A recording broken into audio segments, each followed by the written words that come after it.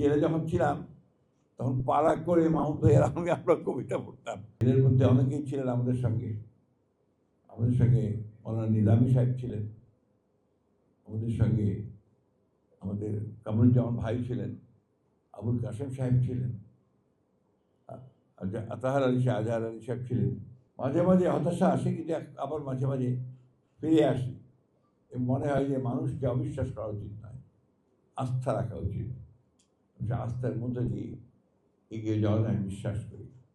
আমাকে অনেকেই আপনারা বলেন যে স্যার তো একটু সময়, আমাকে অনেকেই স্যার বলেন তো যে স্যার সুযোগ পেলে একটু কবিতা বলে। That's true.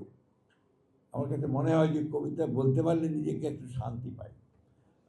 জেলে যখন ছিলাম তখন পাড়া করে মাহমুদ ভাইয়ের সঙ্গে আমরা কবিতা পড়তাম। সেটা খুব একটা সুন্দর মুহূর্ত ছিল।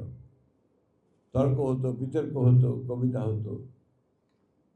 তো মনে হতো যে সামনে কিছু একটা আছে, আশা ছিল।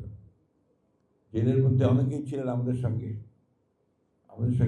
মৌলানা নিজামী সাহেব ছিলেন, আমাদের সঙ্গে আমাদের কামরুজ্জামান ভাই ছিলেন, আবুল কাসেম সাহেব ছিলেন, আজহার আলী সাহেব ছিলেন, আমাদের মোল্লা আপনার আব্দুল কাদের মোল্লা ভাই ছিলেন। অনেকে আছেন, অনেকে চলে গেছেন। পিন্টু ভাই ছিলেন, আপনার রেজাকুল হায়দার ছিলেন, আমাদের হান্নান শাহ সাহেব ছিলেন, কর্নেল রবিও ছিলেন কিছুদিন আমাদের সঙ্গে। অনেকেই ছিলেন, অনেকেই, হাজার হাজার। আর ছেলেরা তো হাজার হাজার ছিল। বিএনপি নেতাকর্মীদের বিরুদ্ধে ৬০ লক্ষ নেতাকর্মী, তারা, এটা বোধ হয় পুরো গণতান্ত্রিক পার্টি মোট আসামির সংখ্যা ছিল ৬০ লক্ষ মিনিমাম, আর মামলা ছিল ১০০ লক্ষের ওপরে। আমাদের বিএনপির ১৭০০ মানুষ গুম হয়ে গেছে, ইলিয়াস আলী সহ। ইলিয়াস আলী কেন গুম হচ্ছে, চৌধুরী আলম কেন গুম হচ্ছে, মাহমুদ ভাই খুব ভালো জানেন। এখন ওই ইলিয়াস আলীর মেয়ে বড় হয়েছে, বিশ্ববিদ্যালয়ে পড়ছে, ছেলে ব্যারিস্টার হয়েছে। কিন্তু এই মুহূর্তগুলো আমরা ভুলতে পারি না। ওরা যখন সামনে এসে দাঁড়ায়, আজকে আমাদের শহীদের স্ত্রী, শহীদের মা, সন্তানেরা যখন এখানে দাঁড়িয়ে কথা বলছে, তখন নিজেকে খুব অপরাধী মনে হয়। হাই কিছুক্ষণ আগে বলছিল যে রাষ্ট্র কি জবাব দেবে।